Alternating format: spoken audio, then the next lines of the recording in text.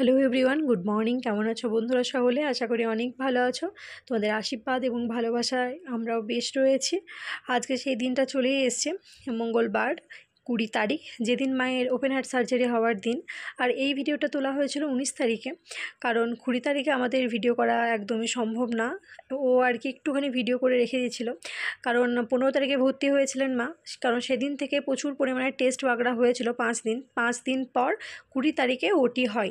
সকাল ওই 8টার সময় ওটি রুমে ভরা হয়, 9টা থেকে ওটি শুরু হয়, 2:20-তে ওটি শেষ হয়। এবং 8 থেকে 9 ঘন্টা পর মায়ের জ্ঞান ফিরেছে। মা আমার হাজব্যান্ডের সাথে কথাও বলেছেন। মা মনের দিক দিয়ে প্রচণ্ড স্ট্রং।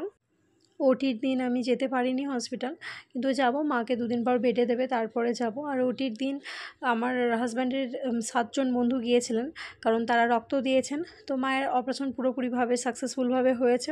তোমরা প্লিজ একটু প্রে করো যাতে খুব তাড়াতাড়ি মা সুস্থ হয়ে ওঠে।